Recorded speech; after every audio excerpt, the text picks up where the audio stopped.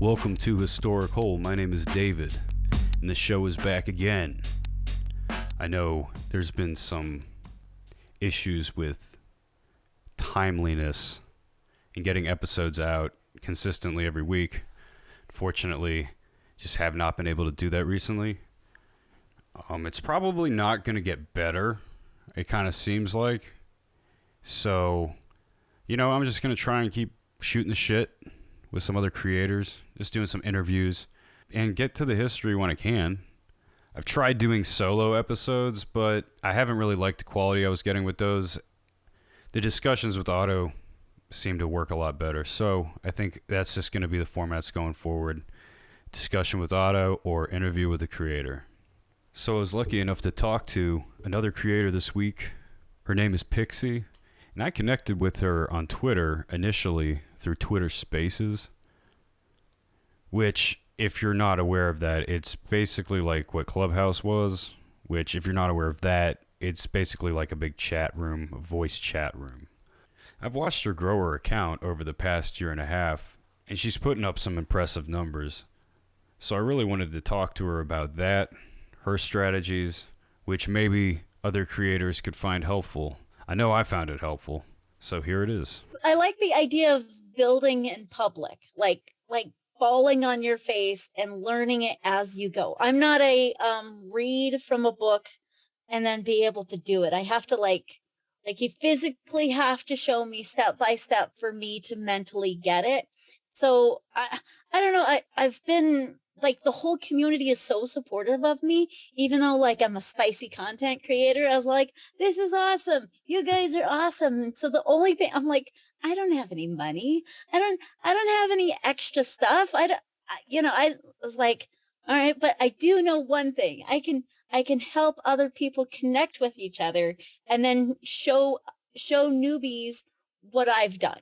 I can't show a newbie what I haven't done, but I can walk somebody through going, all right, you click here, you do this. And it's been so much fun. It's amazing. I started a new hashtag today. Did you see that? No, what was it? Hashtag podlift. Oh yeah, I did see that actually. Yeah.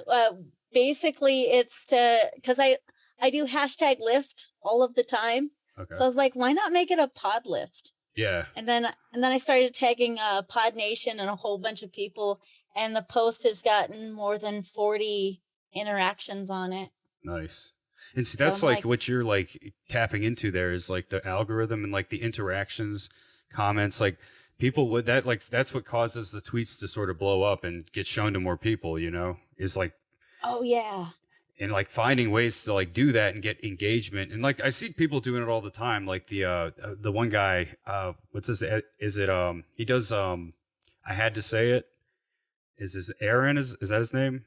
He used to tag me in when people would ask for the podcast recommendations, those poor souls who ask for and then just everybody jumps on it. But no, but sometimes they are not expecting that. But a lot of times people are grateful for it. And he was tagging me though. That I had to say it was tagging me in a lot of those posts. Just I didn't ask for it, and he was just doing it because I guess he liked my content, and and that's awesome. It's that people are willing to do that, and just to help out independent creators, because that's really anymore on the internet. It's kind of hard right now because obviously there's all sorts of weird stuff going on with the algorithm. But I feel like as long as you stay kind of there's certain realms you want to stay away from. I feel like you get too political. Then I hate political. Yeah, it just starts to get messy and it's a dumpster fire. And if I can stay away from political, I will. Sometimes I slip up and I like something, and I'm not. I try not to be political on my account because I don't want to disenfranchise either side. Because I mean, what I'm doing is something fun, and it should be fun.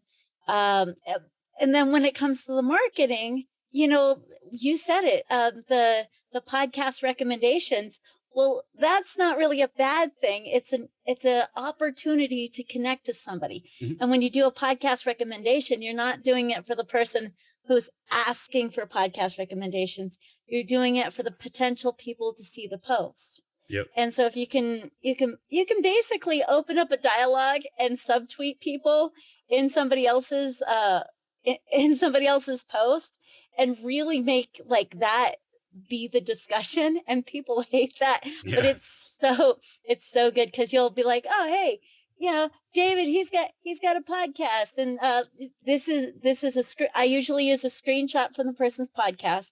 I use a direct link to an episode, and I tag the podcaster in it. That way you can see who, what, where, what, Yeah. Yeah. Yeah. and yeah, and it gives that person, because you want to take out as the more clicks somebody has to do to get to your podcast, the least likely they're going to be listening to your podcast. So if you can tell somebody about a podcaster, that's their at, you can give them their link and you can give them a screenshot what the podcast is about. You're going to increase your chances, and it feels like it's spammy, but if you're doing it for somebody else, it's not as spammy because then it's a recommendation. And if you believe in that content, it's one thing to just be like doing that, like to, kind of just like on a assembly lines. But, if you like the content and yeah, like you're honestly recommending it and like you're taking that, you're putting effort into it. It's more than just like, hey, somebody, yeah, just plugging their own thing under it. There's more effort there. So I feel like more people would be willing to take your recommendation seriously versus, somebody that just is plugging themselves. Well, yeah. If you can take 10 minutes to look at the person's profile before you just link drop. Let's say you went to my profile and I used a Ghostbuster meme, right? Well, that means that I'm probably into nerd stuff, that I'm probably into Ghostbusters, that maybe I'm into movies. And so you can kind of niche down who you're recommending to that person based upon a couple of posts that they've already given you their information. Most people are just waiting for somebody to either connect or say their name or just engage. It's an engagement post. A lot of them are looking for followers, or they're just not getting the engagement. So because podcast recommendations are huge for engagement, a lot of Mm. people and bots use it all of the time. That's why it's like the dream, kind of the dream tweet is one that's sort of like just totally organic. You just like just some joke you think of, right? And you just shoot out there, and then boom, that takes off. And like, because you just see that all the time, like some random account, it's got like maybe a few thousand, sometimes a few hundred followers, just it gets a tweet that's just like, 100,000 people like it, or even more, like in some cases. And that's just on its alone right there. Then you have a platform basically for like a period of time. You can be like, hey, check out my stuff. Hey, can you like my, whatever. And Right. a subset of people will just do that, just because it's a big tweet or whatever, and like, oh yeah, let me follow this person, see what they got. Only one of my tweets has ever went semi-viral, and it was a meme that I was throwing away, and it was all like, be kind to yourself, and my thing was like, well, you don't like yourself anyway, so be kind to yourself. And people just they retweeted it for like 2 days. My son had to go in there and go, all right, well, now you got all this interaction, now you have to highlight something. I was like, what do you mean highlight something? He's like, no, go in here. And he tweeted something out that didn't even sound like me. He's like, this is a thanks for liking my banger of a tweet. And I was like, I don't talk like that. But most of my posts don't go viral. On the average, only a couple of them get more than a couple, well, more than 3,000 impressions. Mhm. Okay. Only a couple of them do. And that's because the engagement's really high. And like, so the one that I did for today, because of the follow Friday with the new hashtag, 52 likes, 19 retweets, and 42 comments, which got 2,410 impressions, 207 engagements, and 77 detail expansions, and 10 profile visits. I mean, that to me, that's pretty good for just something putting out and helping other people. And if you can just go out and connect with the people that you're following. Basically, if you could think about your account only having 100 followers, no matter the size it is, just go in and try and interact with that small chunk of people as deep as you can. Like Yeah. if you know somebody just had a baby, if you know somebody is feeling down, you go in and you interact with what they're posting and don't care about anything else. Yeah. Just go in and genuinely care about these people in such a small little chunk, and then you can move on to the next, or you could take a break. You know, you don't want to. I'm on Twitter way too much. I think I'm almost addicted to it. It is addicting for sure. And like when I started the podcast, I got on Twitter, like, and like to just for promotional purposes. And I had been on and off Twitter for years. Like I had accounts, and I kind of got it for a little bit, but like not really. It's one of those things you really have to spend a lot of time on it to really kind of understand the culture and understand, how people interact with each other. And so over time, I feel like I've gotten the hang of that, and I do a lot of for me. What I like a lot of times is just like reply tweets. Like I'll just like bigger accounts that maybe post big news stories or things that I know that are probably going to go like a lot of people are going to see. I'll just post like try, think of if something funny comes to mind, I'll post it. I don't try to force it. Like some people I see under every post somebody's posting or like they got something to say, and it's usually like, okay, you don't need to say, like relax. So like if I have something funny though, I'll like fire it off, and sometimes like yeah, that gets attention, on alone, and I'll see people, some people follow my page, some people just interact with the post, but I think it just does get eyes at least on my account, and so if they just see my account around just posting funny replies under a lot of stuff, then somebody will like, yeah, oh okay, I recognize that, and you know I don't know. But like you're saying, it's good. This one thing I do lack really is just like the engagement. Really, just like getting kind of like I guess friends. Like I try to be friendly though with people on Twitter for sure because I do like you. I love this shit that you post. Everybody suggests, professional Twitter suggests that you only post they say about 20% is background stuff, like your food pictures, that you don't want to put too much of you into your profile. But in reality, you should actually do 20% of your podcast as your advertising, and the rest should be you. So Mhm.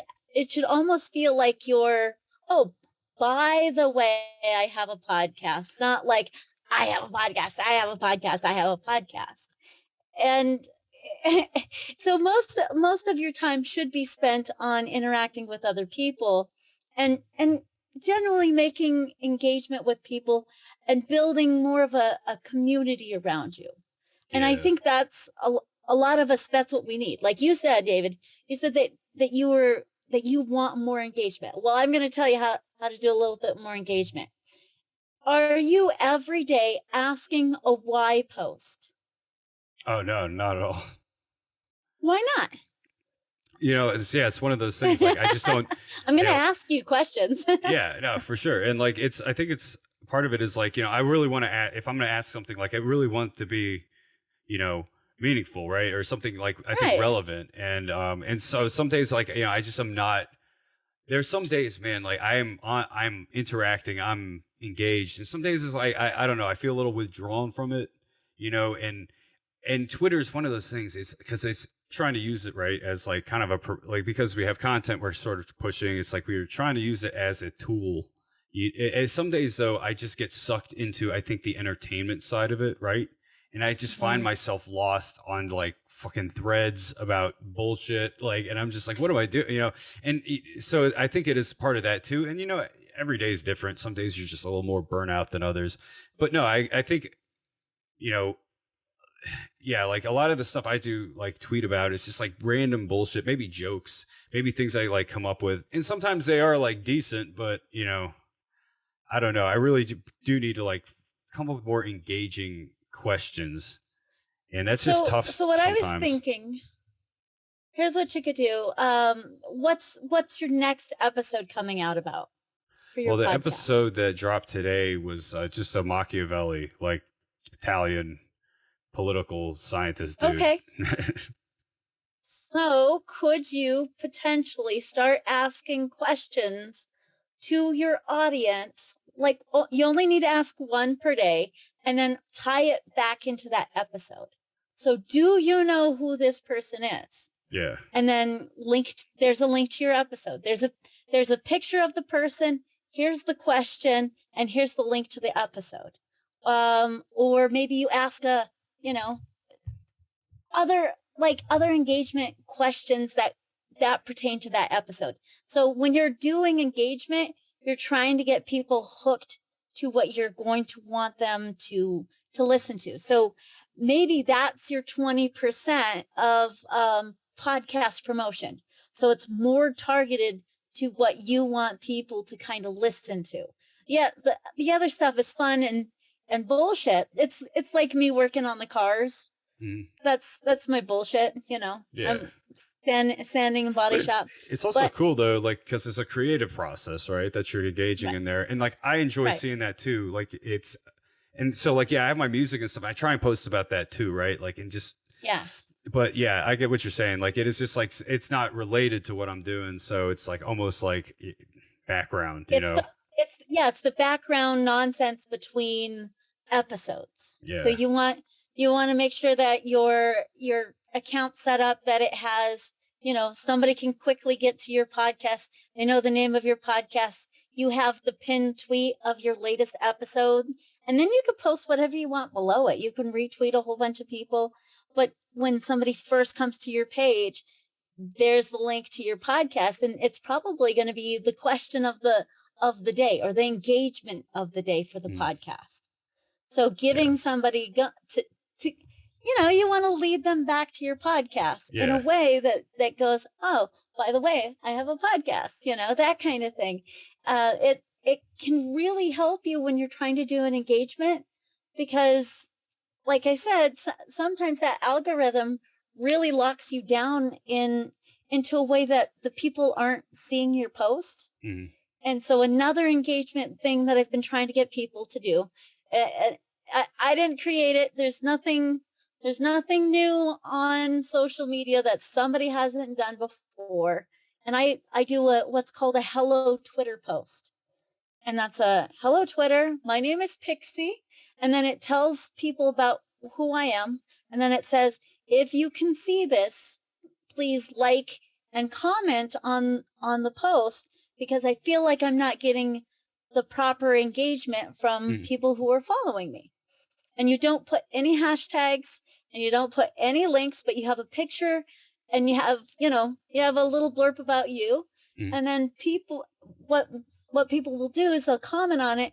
And then every time somebody comments on it, you quickly engage with that person. You give them a meme back. You ask them how their day is, and it's a really good thing to be able to unlock your account.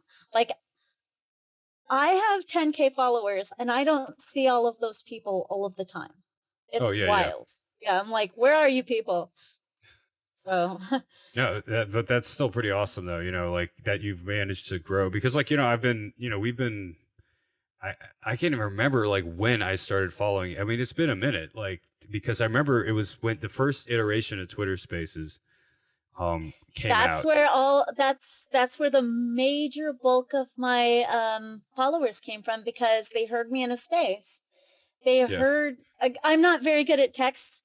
I suck at text. It's going to have grammar issues. It's not going to be worded correctly. I might use the wrong meme. Somebody might get mad at me. But when I jump into the spaces, I can quickly articulate who I am, what I'm doing. Yeah. And there's a lot of connections being made between like I have CEOs, I have people that are art people, I have people that are in the NFT scene. I have so many different fun friends that I would have never made the connection if it was just me tweeting out into the Twitterverse. Yeah, for Um, sure. yeah. So not last year, but the year before, I only had 100 followers. Okay. When Twitter Spaces started, I had 600 followers. And to this date, I have 10,600 and 58. So Nice. I've gained 10,000 followers. Well, a little less than 10,000 followers in a year, Yeah. in a little bit over a year. It's crazy. Yeah. And yeah, exactly. And it's paying off Yeah. like what you're Yeah. doing. And so, and like it was where I heard you in the Twitter space. And I think, I can't remember if I was just connected to you already. Cause I'm pretty sure I was following you pretty early on because I've been seeing your stuff forever. And then the Twitter spaces, I jumped in and out of, um, it's hard. It's tough because like I want to find time for those, but like, man, like sometimes just get caught up with other projects. That is tough, but like, it's really something I want to try and do more because that is a great So way what to I meet other people. so what I suggest is that you host a Twitter space. There are no history Twitter spaces on Twitter. I haven't seen a podcasting history space at all. Like I probably know more than 20 different history podcasts. Yeah. There is a space for history lovers. There's a space for history podcast lovers. Uh, if you can't make it to my space, make one and start building a community of people around you that incorporate what you enjoy at the time that you're available. I have the history podcast, but I've also been doing the other. I rebooted an old podcast called Casturbation, but that's kind of the idea is that it's like it's a very self indulgent podcast. You know what I mean? It's just like where it's like in a way that we're just riffing kind of like off the cuff, just trying to come up with funny stuff. In bits and that's all it is. It's just kind of just like pure, just self-indulgent bullshit. That's why how I describe it. But like me and my buddy, it's like I show it to other people. People seem to like it, but like that's the thing. It's just like I've put so much into the history account over the past couple of years, and like I've been promoting it and engaging with it. Like yeah, it's like I don't want to just switch now and just go the other way with it. So I'm trying to figure that out because I have the two accounts, trying to find a way to sort of push both of them. And two, though, with with Casturbation, I did start.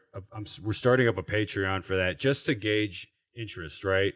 If we can get like 10 people that are giving us a buck or whatever it is, whatever they want to give us, um, then we'll start doing like an exclusive episode, right, for them, and then build from there. It's just kind of see if people like it. But that's one of those things like that needs to So get in front of people, right? so what you could do, David, is that you could make yourself the face of your podcast, of your history podcast, whichever account is the biggest. So now it's not when you see Pixie, it's not Next on Stage One Pixie, it's Pixie from Next on Stage. Okay, yeah, yeah. Now I'm the figurehead, and because I'm able to do that, I don't know how long my podcast is going to go for. It could go for 5-10 years.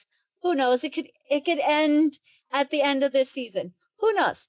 And so being able to make that, because I have a page for each of my podcasts. I have 3. Yeah, yeah. Oh, And yeah, I know about 2 so of them. well, actually, there's 4, but Oh my whatever. god. We're not gonna split hairs here. But the purpose of having Pixie be the front runner for that account is that if if I decide that I want to pivot and move because the podcast has come to an end, the people that follow me are going to be there to support all of my endeavors. They're not just there for Next on Stage One. Yeah, Next on Stage One is funny and fun and it's a great time, but they're here for my content, Yep. all of the content that I produce. And so being able to let go and let a project end is okay. It's okay that, you know, uh, that's something you were doing for so long, but you have to let people know that it's coming down the pipeline, and you kind of have to put things in order and let doors actually close. Yeah. uh, and so don't be afraid to step up in your podcast page and start highlighting you if you're going to pivot from your current project. Yeah, that's probably a good idea because that's what I've noticed a lot on Twitter. It's like the brand, there's not a ton of brand pages, and the creators on there are usually like themselves, like it's their Twitter Mhm. account versus like a page's Twitter account. There's some that are seemingly successful at it, but in a way, it's like I do find myself sort of annoyed at some of those pages too sometimes because yeah, it is just kind of like yeah, oh, it's this brand kind of posting under something, right? So maybe that is probably a good thing to do is like kind of, yeah, just maybe turn my account, maybe just turn the historical account into basically my account, you know, and which I can just push both things under, You could, yeah, freely. you could push both. I kept, I keep a page for all of them. And then, because not everybody's into my spicy content. So Okay. anything that's project podcast related, I put under the project podcast and then I share it into Pixie. So then it's going from a small account to the main account, and then most likely because the main account has so many followers, hopefully people are going and seeing that content. Yeah. But Yeah, that's true. it's really hard to put so much stuff under Next on Stage One without letting the other podcasts breathe. So I would suggest with your other podcast, still post on there, but bring it into the main podcast, to the main Yeah. page. Yeah. And I try and do that, like, share it. But like, yeah, I think there is something to just kind of maybe turning like the historical page into like a more like personal, like my page, because like, I thought about doing it, but then Yeah. you have like a million fucking Twitter pages you're managing. I'm like, God, so that can it can get turn into a lot. So I was thinking about just starting my own like personal one, but if I just maybe just turn the historical one into my personal one, because really it's kind of turned into just me basically because it was I was doing it with more people, but schedules and stuff change, and people want to Hmm. move on to stuff. So it's like I was gonna do it by myself and just kind of do like a single kind of narration, but I I like the discussion format better, and I like interviewing people. So I want to do like just kind of just talk to other creators, not related to history necessarily. Like if it goes that way, hey, I'm always open for that. But like, it just but about like what they're doing, and like what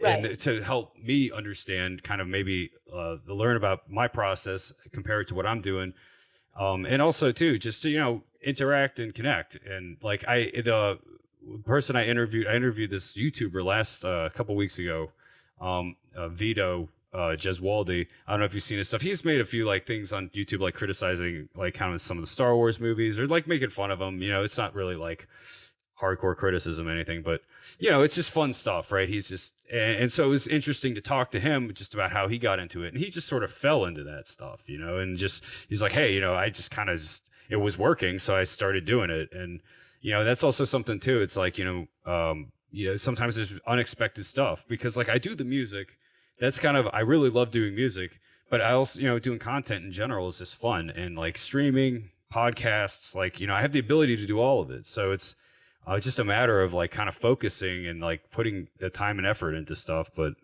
you know, at the end of the day, it's supposed to be fun, and only a fraction of people I feel like actually make it to the point where they're like, this is what they do for a living. And so I just try and make it fun, and hopefully it's entertaining enough that maybe someday I could be there. But What I would suggest is doing a hello Twitter post for your podcast and letting them know you behind the microphone. yeah, Like giving all of the people that are now following you, letting them know that you're not just a history buff. Give them a little bit more about what you do and what you hope to achieve in the next year. Like give them some yeah, give them something to bite on and chew on and just yeah, really kind of start connecting to you as the host behind the show. And yeah. then that will allow people to understand that your page is kind of changing and developing, and then you'll be able to post a lot more of you behind the scenes and the different stuff that you're doing. Yeah, and like I think there's like there's a few things that like kind of fight, like kind of push, like, kind of at war within myself. Like is I think what it is like, my Twitter persona, like kind of my sort of my comedy persona, like that I put on because it's like when you're doing any content or something, it's like you are kind of doing a character, it's almost, Yo. it is always an extension of yourself, in a way, but but to be entertaining is if you do kind of have to put something on, it's like it's in a character. That's kind of how I describe it. So, but my comedy character in a way is very like this is different. Like right now, I for the interview stuff, I'm just like we're chilling, we're shooting the shit. I'm not like trying to like really get into that headspace too much, but it's very because it's for this kind of stuff, it doesn't really work. I feel like because it's usually very, very like pessimistic and kind of like it doesn't take anything seriously, and it's kind of very irreverent. You know what I mean? And like, and just kind of like in that a very immature kind of way. Like that can be off-putting to some people, because you're very sincere in your posts and you're like just very open. You're like, hey, I want to engage with people, and like, and for me, it's just like my persona, just like I'm just like I kind of at war with that. I'm like I just for some reason You're like, I can't let it hang. yeah, it's like I feel like I'm taking myself like kind of like really serious in some way or something, which isn't the case. You know what I mean? It's just if anything, you're not. You know what I mean? You put yourself out there. You're just like, hey, and it's vulnerable. And that's what I think is what I Right. fight against is like that vulnerability. It's just like just kind of putting yourself out there, and so that's why I kind of mask myself in pessimism and cynicism.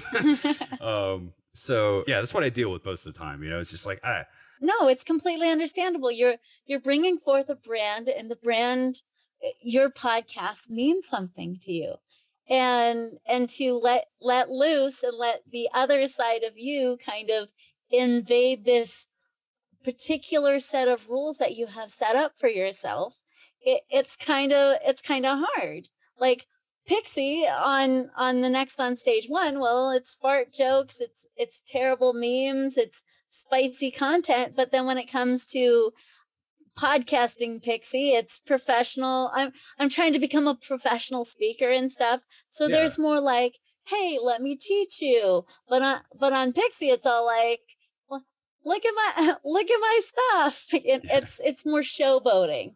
yeah, yeah, yeah, So being able to separate those things, you kind of almost have to put yourself into different boxes. But then once in a while you gotta let loose. Once in a while you gotta, well, not completely show your ass, but but No, you're right. You yeah, are right. yeah, Like you do have to at some point be just like, hey, straight up have confidence in what you're doing, yeah. and just be like, hey, this is what I'm doing. This is what I'm up to, and not being shy about that. And like I think that's part of, like, yeah, it's like part. It's kind of just that sort of immature, like kind of like just like fucking I don't want to sell out, man. It's just like kind of because I grew up, we were like playing in like sort of punk bands, metal bands, and so it was all about like kind of subversion of the art form and just kind of like this whole like fuck the way you're supposed to do those things. It was all about, so like in my mind it's like it's kind of that's the mentality I just bring to stuff, and people would describe that as like immature, but in a way it's like I think there's an appeal to that. The good thing is that there's no wrong way to really Twitter, right? That Yeah, you can just post like questions all of the time. You can engage with people, you can post memes, you can show the things that you're passionate about. You can have spelling errors and people will still resonate with you. They'll still yeah, understand what you're trying to put out, and if they don't, then they just won't follow you. yeah. And that's okay too, cuz eventually you find your tribe. Eventually you find the community. Mhm. And if you're building in public and letting people see who you are, there's going to be more of a connection with one another. And if you're reaching out and you're talking to people and you're building those connections while you're failing to get fast, right? It does help. And I see a lot of people on Twitter and they don't even have the first 100. And so one of my jobs, I'm going to take this on personally, is to try and help people who don't have their first 100. And that's going to be my goal, is to help people get to their first 100 followers as much as I can. Because if I can get you to your first 100 followers, help you set up your profile, help you start seeing how to connect with people, those first 100 followers that you start connecting with, you're going to try and invest in those people and help them grow as well. Hmm. So, because when I first started, there were 6 podcasters that I really connected with. I'm still friends with those first 6 podcasters. I have phone numbers and I contact them all of the time because we're growing at different rates with each other, Hmm. but it's more like family at this point. It's getting to know somebody on a personal level that, like you said, you don't know when we started following each other, but you know it's been there. Yeah. And it's one of those things that's the kind of connection you want to build with people. You see all of these great big accounts and they don't interact with anybody, or they're only following like 100 people back. And Hmm. that's a crazy difference between like us independent podcasters and like Yeah. professional podcasting Twitter. Those people don't follow people back. I'm like, why not? Why not? Yeah, and they got a ton, and I feel like they got a ton of bots too as their followers. Some of them like are just like a lot of those big accounts, like verified accounts. Like so much of it, I Mm. feel like is just astroturf. Like it's built to appear a certain way because it's like, oh well, your Twitter has to be followed by a lot of people if you're a big popular podcast or whatever, you know. So it's like, Ugh, it doesn't. yeah. Yeah, who knows what's real when it comes to that stuff? I think yeah, on the more down like a more like underground, if you want to call that level, like podcasts, it's a little more merit based. I do think podcasts grow, based on like their good content, but at the same time too, like you said, like the engagement really does matter. It's got to be in front of people. It's got to get in front of eyes. People got I to can see it. tell you, I can tell you honestly, follower count does not equal downloads. So Oh, no, no. don't ever look at somebody's account and think, "Oh my God, this person has to be amazing because they have so many followers." No, I'm telling you as somebody who wishes a tenth of those people actually listen to my podcast, then it would really take off if people listen to my podcast at that level, but they're not. Yeah. They're it's it's hard to get them to go from one to another, even though we're in a similar we're podcasters, so we should be listening to each other's podcasts. You Yeah. would think that that's the thing.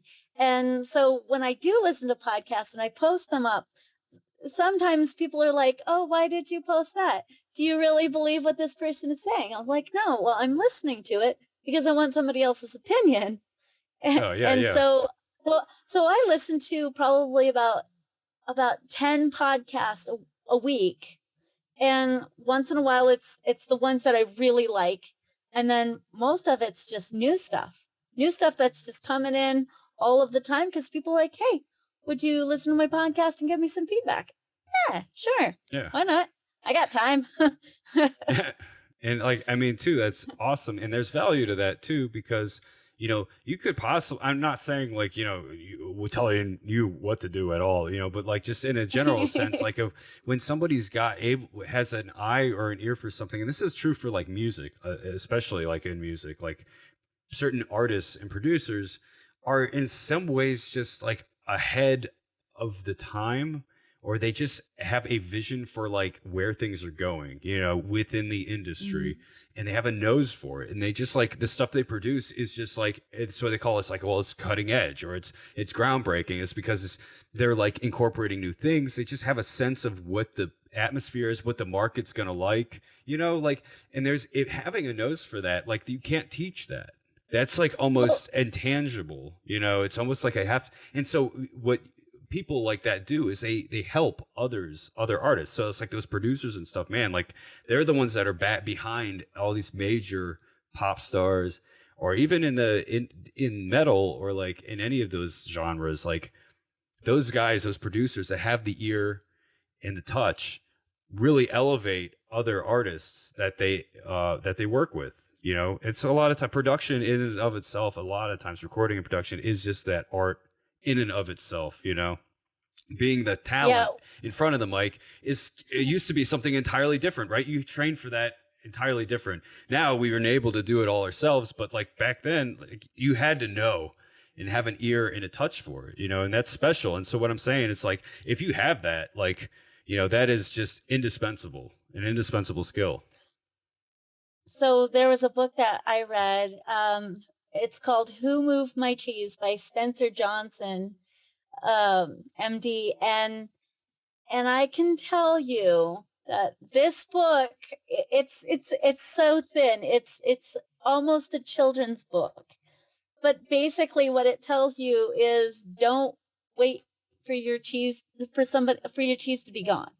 You always want to be kind of hustling and working on the next thing, Mm. or working to get better, or doing things for yourself where you're not waiting for somebody's approval or somebody to do something for you. You need to go out there and get it. You need to be able to go out there and hunt down those listeners and talk to those people. You have to be proactive, especially in this game. Hmm. Especially as the podcaster, you need to be making those connections. You need to learn things. You need to be seeing things from a different lens almost all of the time, because eventually, like, I'm already more than a year out of being an adult entertainer. So I've got nothing in common with the newest generation. I don't know what they're wearing. I don't even know what they're looking like. Those kind of things. I'm already out. So I'm almost, I could probably say probably 5 years and I'm going to be not relevant anymore. And so within 5 years, I'm probably going to have to pivot. I'm probably going to have to move and change myself just because my cheese is gone. Well, I mean, like, yeah, I mean, that I guess there's some truth to the fact that, like, what you're saying, it's like, oh, evolution needs to happen. Stagnation is never a good thing. Obviously, sometimes it's okay to chill. Like, if you especially been grinding really hard, sometimes it's nice to, reap the fruits of your labor, or yeah, but like, um, evolution is necessary, especially in the creative process. Like that's why, like that's why I never really thought about podcasting as being like a real thing you really get into. But now that I've been doing it, talking to people, It's fun. yeah, So fun. exactly. And you meet interesting people. Like our interaction. It's like we you know have had some very good interactions, but like honestly, they haven't been super deep. It's like we just very we jumped into Twitter Spaces, had some good conversations, but like yeah, never really been able to dig in or like really connect like this. Face to face too. Like that's always nice, like one on one with somebody. And so like that, I think that does help. And with this is really something I want to do more is like talk to people, just talk to people face to face over Zoom, whatever, because Zoom enables this. We can talk to anybody now, like across the country, Yes. you know. And so there's a few other people like, yeah, that we interact with. I know you did the contest with Big Nick, and like that Oh was, yeah. and And like I that, and I won. I mean, yeah. the internet won because and Nick, he took it. All right, so we were doing the hashtag topless at 10K. And so he took it one way and I took it the other way. And so whoever was to get to 10K first was going to post a topless photo of themselves. And Nick, when he got to 10K, he posted straight on nipples. And when I got to 10K, I posted a classy, spicy photo that didn't show any nipples, but Yeah, I was still topless. yeah, And so, I mean, both were hilarious. We were hyping each other up. We were recommending each other to multiple people.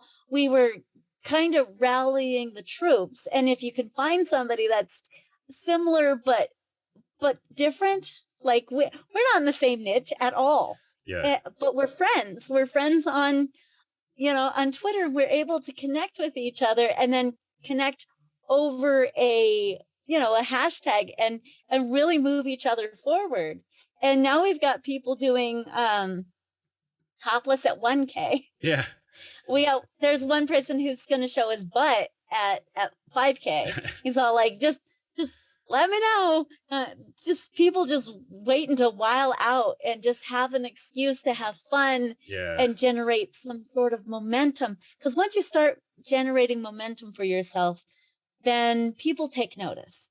Oh And if yeah. you can use that momentum to help other people, that's what I've been always trying to do. I've been trying to help other people because it's such a podcasting can be so lonely. It can be so just Yeah. like in your own thing, and then you're tweeting out and there's no response. So then you're like, why am I tweeting? Well, you kind of have to engage, just like we've been talking about. Yeah. And it's really good when you do. Oh yeah, yeah, and like you take that chance. It's just like the whole thing with Twitter Spaces. I remember like the night I was like listening. You were just like telling stories. That's all it was. And like because like you're great at that. Like, and that was obviously it's like well that's you're perfect for podcasting. So Yeah. but like we were listening to those stories. I was like man like you just know how.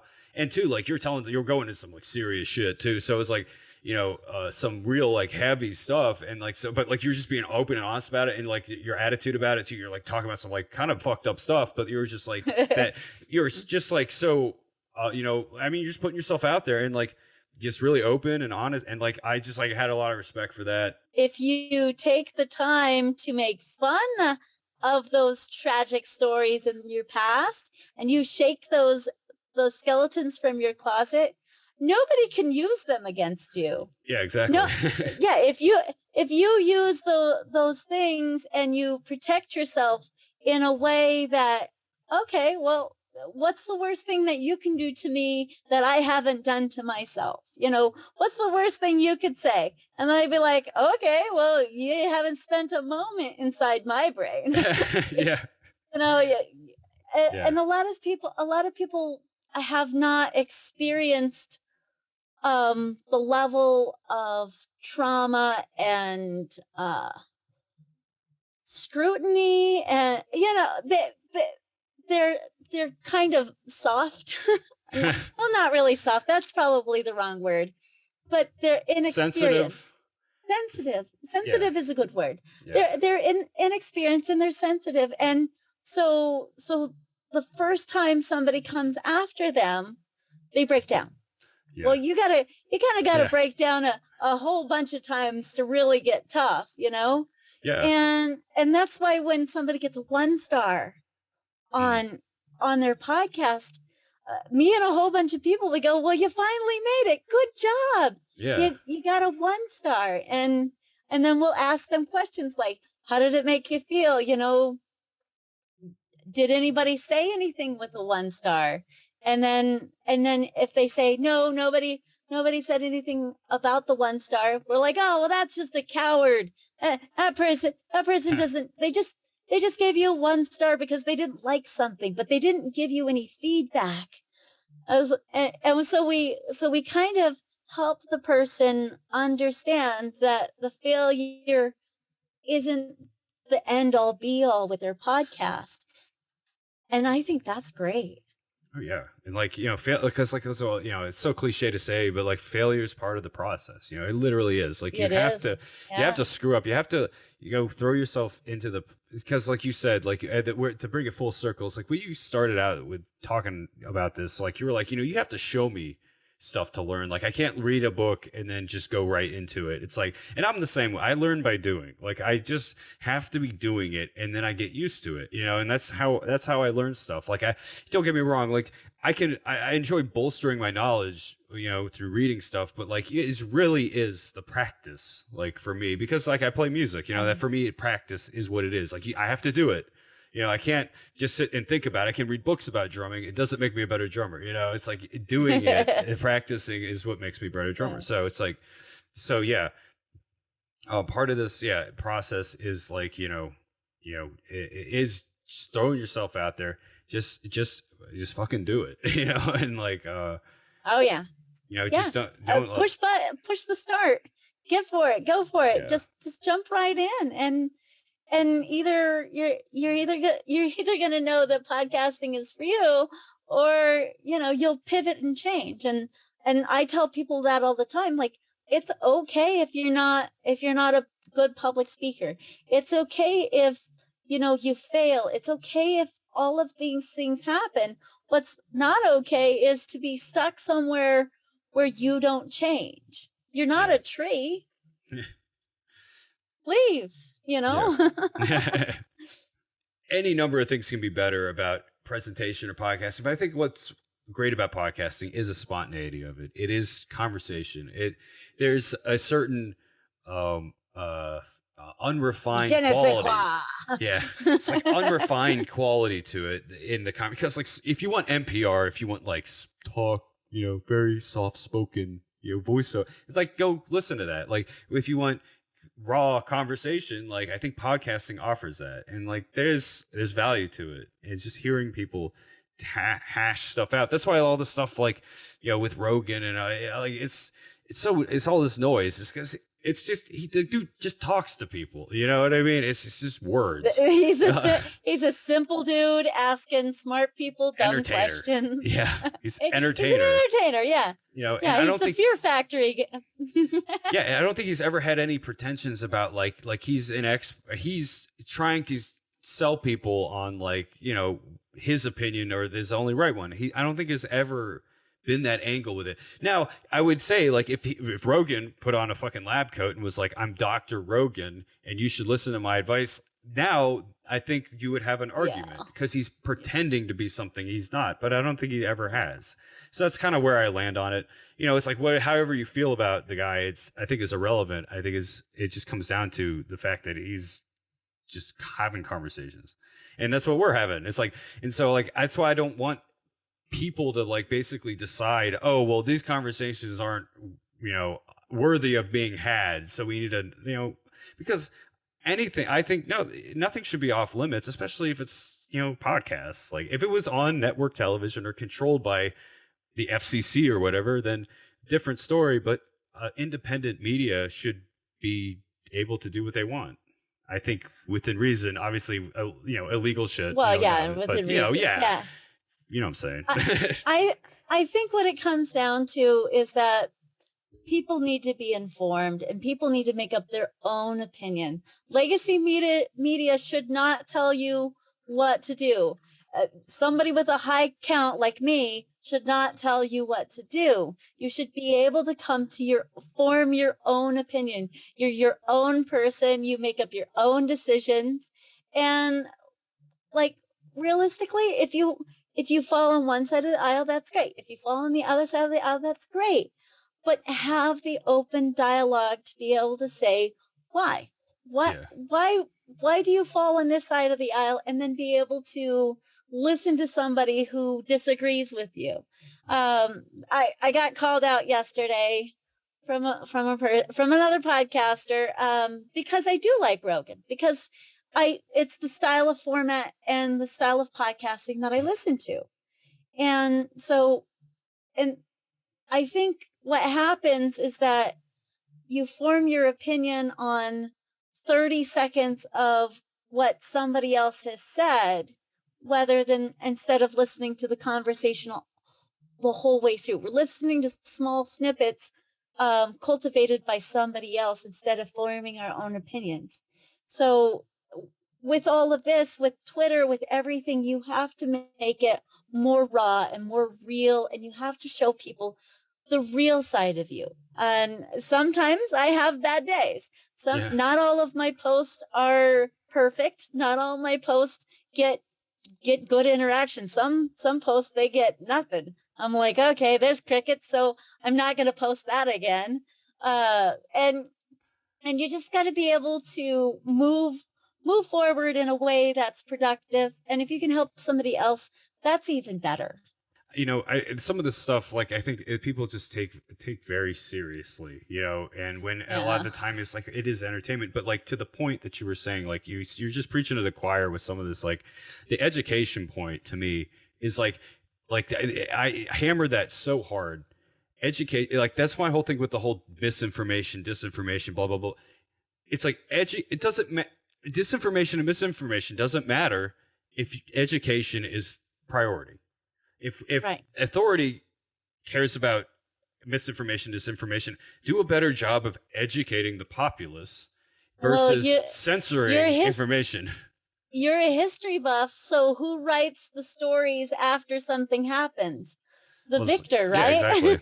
Yeah. The loser gets no say in what happens, even though their side of the story is important to the story. Oh You're yeah. not gonna you're not gonna hear all of the everything that goes on. You're gonna hear what the government or the people who are publishing the books they have to say.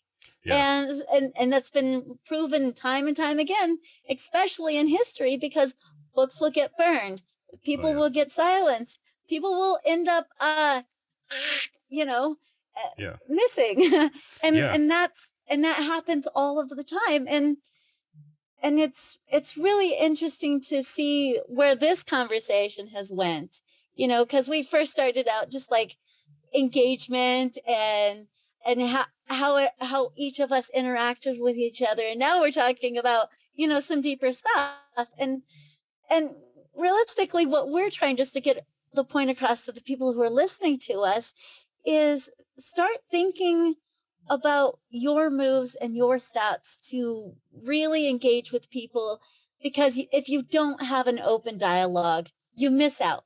You miss out on education, you miss out on learning, you miss out on just human interaction. And a lot of us are missing out on that every single day when we keep ourselves trapped in our houses. Yeah. No, it's exactly right. And like creation, just is the goal, in my mind. It's like education is a creative process. Art, artistic expression is a creative process. Intellectual pursuits are a creative process. It's like you're building upon prior knowledge. You have to take in other people's information, put it through your own lens, and that's how you create. I encourage creation. That's my whole thing. It's like you know, if everyone's contributing creatively in the world, or as many people as possible, that's what facilitates progress. That's what it is. If you have more people contributing to the conversation in a productive, creative way, then that's how you actually facilitate progress. You don't facilitate progress by pitting groups of people against each other in tribal ways. That's not at all how you achieve progress. Like, that's how you achieve tension and resentment and tribalism. But that's my thing is education. That's why the podcast, about history is the goal is to inform, and I just want people, like, I'm not trying to really take a side. I'm just trying to take like the objective look that, modern historians take when looking at history, because there's a lot of We're interesting living it stuff. right now. We're Exactly. living it. So much of it's relevant. So much of it's relevant right now. And like I tell people, like the way you see artists getting treated in a society says a lot about where that society is. And that's why I've like point at Rogan, and I point at like the way the cancel culture and all this stuff kind of works is like when you have like artists that, are just like being attacked, it's like these people Rogan is an art. He's a creative person. Like he's making content. He's creating stuff. He writes jokes. Comedians, it's an art form. Musicians are an art form. And I feel like anybody that's getting canceled or anyone that's getting like attacked because of their expression through art, it's wrong just on a fundamental level. It can be tasteless, and you can call it that. You can criticize it like that. I'm not saying that. You can't criticize. Everything deserves criticism, but Right. We should have the right to criticize everything, yeah, from your government to your own actions. yeah, exactly. That's the whole thing. Allow the yeah, allow the criticism to happen. Science is never settled, Yep. ever. It's Yeah, never settled. exactly. It is an agreement of a hypothesis that people have come together with stuff that shows that that's happened. Yep. But science is always changing, and to Yep. be able to ask the question, you always want children to ask why. Mhm. Why does this happen? And you need to be able to be informed to answer those questions. And Yeah. if you cannot question everything, if you cannot question Joe Rogan, well, why did you say that? Then there's something wrong. Yeah, for So sure. I mean, people need to be able to have their disagreements because we are individuals coming together for society. And if you can't live as an individual in society and form a thought process of your own, then you're just repeating whatever everybody else is. And you might as well just get in line. Let's Yep. go. Yeah, it's always Sorry. yeah, no, you're right. I mean, it's what people say though, like, and that's all the cliche thing is to be like, oh, sheep will wake up, but like, there is truth to it. Like, don't get me wrong, there's certain things in my life that I probably just go along with because I spend so much time focused on other things that I'm like, I don't have the mental capacity to just even think about it. So I'm just going to go along with. But at the end of the day, I think things deserve reasonable scrutiny. Like when it comes to On certain, both sides. yeah, It doesn't matter if it's right or left or for in sure. everything in between. Challenge everything. Challenge, That's how you make it challenge. better. That's literally Well, how you make things better. that's how you make yourself better. If you Yeah. challenge yourself, you give yourself a burden, a why, and pick up the heaviest thing you can and carry it. No, exactly. It's I like exposing myself, yeah, to different stuff that like I don't necessarily agree with, and that's why like I people Rogan, yeah, it's like getting all this flack. It's like, man, he has had so many people from across the spectrum just on his interesting people that are informative and are smart and intelligent and can talk about issues and disagree, have totally opposing ideas on issues, but they both make sense. And it's like that's what it's about. It's about this. There's nuance in the world. It's like everyone's like kind of trying to find and this is what's funny. It's almost like an innate thing because the ancient world, you look at people in the ancient times and ancient history, it's like everyone was almost trying to find like the way. It's like how's the way things should be? Everyone's trying to figure that out. How should things be? But then at a certain point, modern intellectual stuff, it's like, well, how are things actually? As we started Yeah. asking that question. And that's where the study of like humanities and sciences, that's what that's about. It's just like how are things actually? And with history, it's funny. It's an art. It's not a science. It's an art of interpretation because what you're doing is you're reading what people in the past have wrote.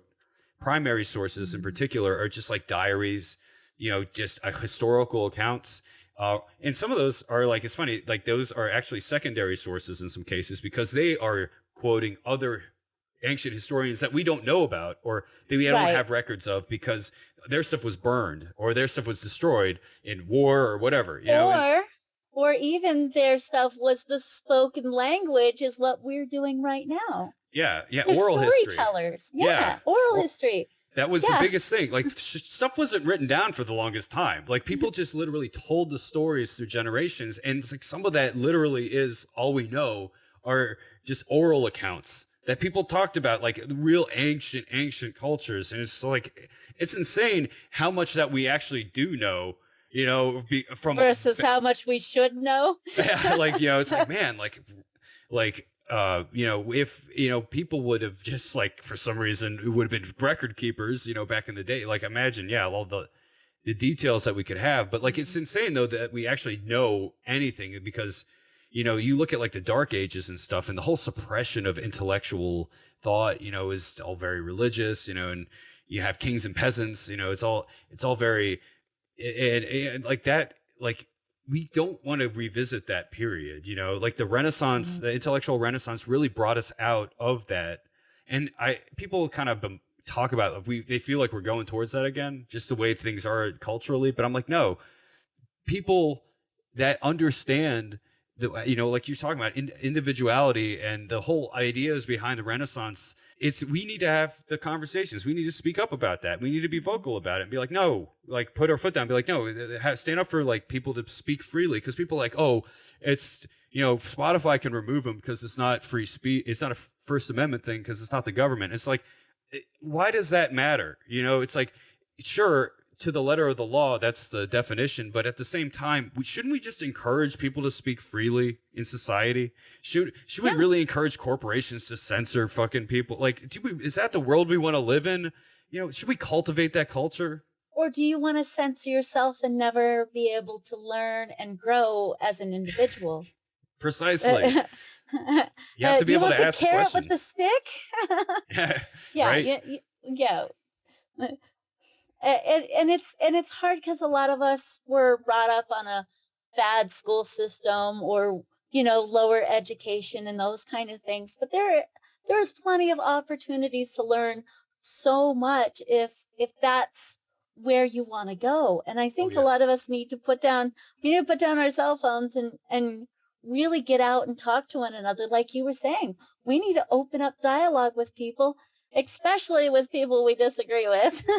Yeah, and two, it's interesting to talk to some people that I really I'm like, wow, like we are worlds apart in the way that we're Yeah. thinking. But like I do feel like I can at least explain, because I'm not like I'm not militant, I'm not a zealot about anything, but I think I can really kind of explain to people just like like the dynamics of power, and like a way authority has treated people throughout history. It's like there is every reason to be skeptical and be critical and ask questions, no matter who's in power. It doesn't matter. It does, and that's why we talk about it. It doesn't matter who your team is.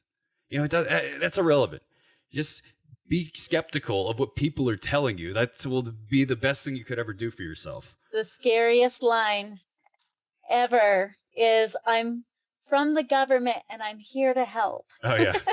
Yeah, it's like, Yeah. yeah, Reagan, it's like he has like Yeah. some zingers like that, it's just like, yeah, it's like, and don't get me wrong, like I do think in the right environment, like the government could be helpful, but It could help. it's not It, at present. it's Like there's too much corruption, there's too much money, there's too much fucking yeah. people like pitting everyone against each other. It's like if we had a more, Yeah. like we talk about, education is the key. If we had an educated populace, then we could really leverage the power of the people for good, like with like like Yes.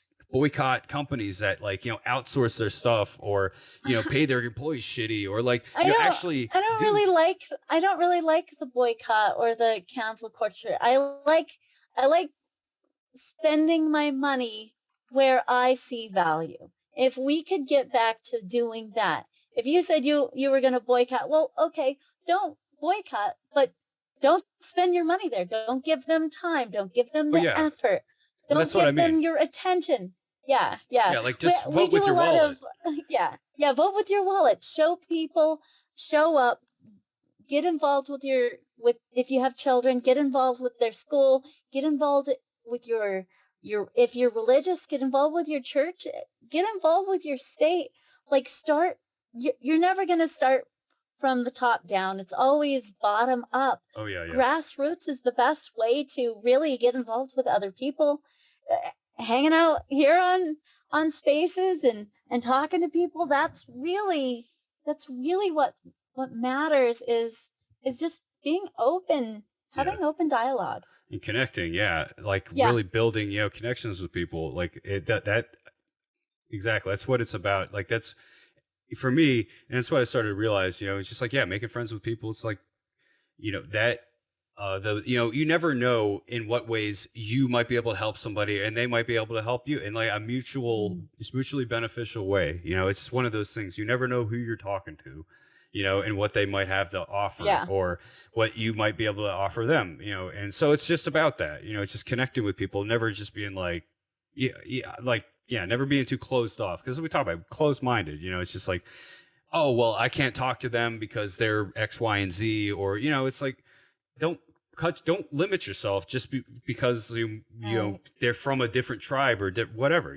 But anyway, we've been going Yeah. for a while now, and it's really flown by. Yeah, an So hour and an hour and 20 minutes.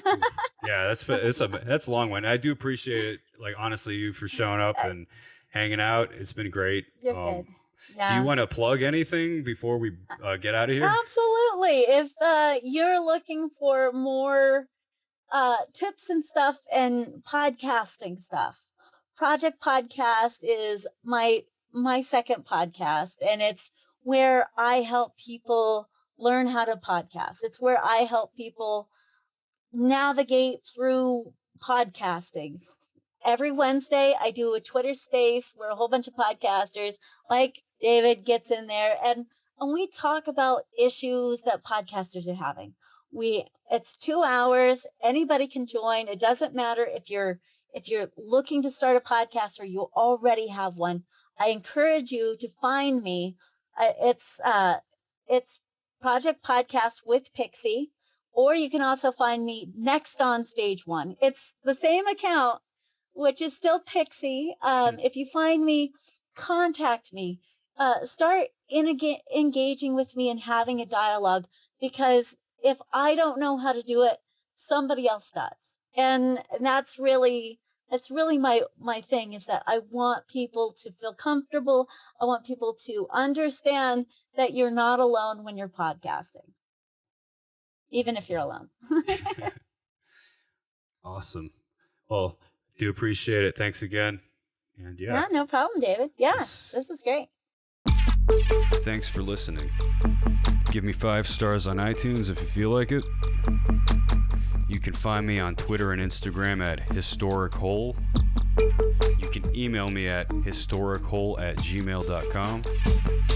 My name is David, and I'm out of here.